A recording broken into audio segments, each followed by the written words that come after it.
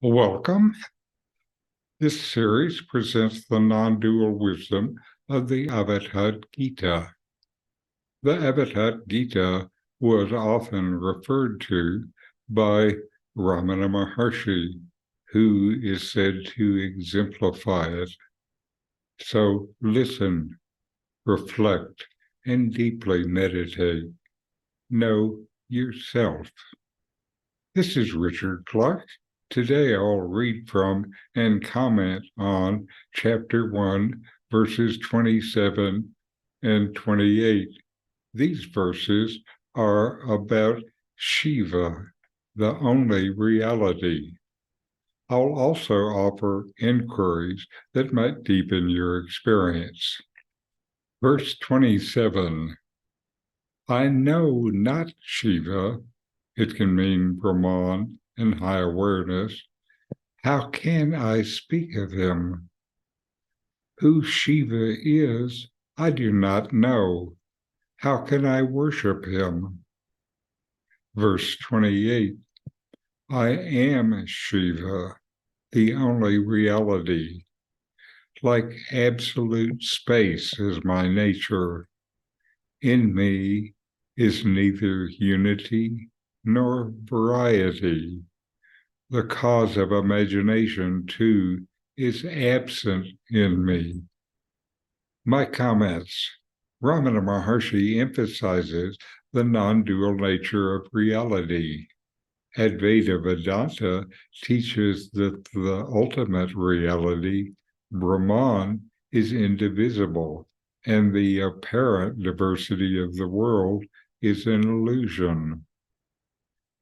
In these verses is expressed profound understanding of the non-dual nature of reality and the inability to comprehend and describe it fully.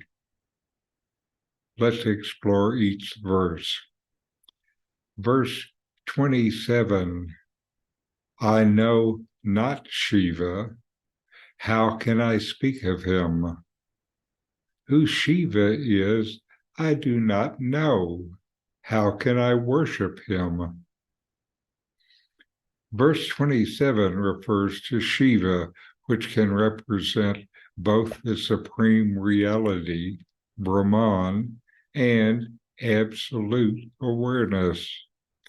This verse acknowledges the lack of capacity to fully understand and articulate the true nature of Shiva, Brahman, or absolute reality. This is because Brahman transcends ordinary intellectual comprehension. It also reflects the limits of mental cognitive understanding. The mind sees and understands objects. The mind expresses objects, word objects, but absolute being, consciousness, your very existence is not an object. Shiva is not an object, so cannot be known cognitively. Shiva cannot be told by words. Shiva is known by actually being Shiva. This knowledge of existence as existence itself, not knowing about existence. This knowledge transcends the mind, so cannot be expressed by word objects. The best word objects can do is to direct your attention. You must look and know for yourself. This verse also shows humility and genuine self-inquiry. Rather than presuming to know the ultimate reality, the speaker admits their limited understanding and refrains from attempting to describe or worship it conventionally. The emphasis here is on the direct experience and realization of the truth, rather than intellectual concepts and imagination. Inquire. Do you know yourself? How can you know yourself since you are not an object to be known? Verse 28, I am Shiva, the only reality. Like absolute space is my nature. In me is neither unity nor variety. The cause of imagination, too, is absent in me. Verse 28 proclaims the highest realization of Advaita Vedanta, the realization of oneness with Shiva, the ultimate reality, or Brahman. This is seeing yourself as Shiva, recognizing your true nature is the same as the absolute reality. Verse 27 says, I don't know Shiva. This verse says, I am Shiva. This verse likens the nature of the self, the Atman, to absolute space. Just as space is all-pervading everywhere, untouched by any object it contains, the true self is unaffected by the various experiences and phenomena in the world. The verse goes on to state that in the self, the Atman, there is neither unity nor diversity. This means that although the world appears diverse and full of various forms, these distinctions are perceived only at the level of relative reality, the empirical world, and do not affect the fundamental non-dual nature of the self.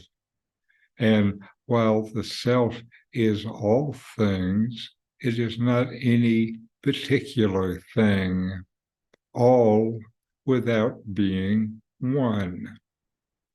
Furthermore, the verse states that the cause of imagination, that is, the mind's creative power to produce thoughts and concepts, is absent in the self.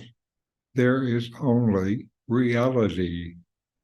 The mind's delusory tendencies are transcended, and the self stands as pure awareness, free from the influence of illusion and mental constructs, free from the mind.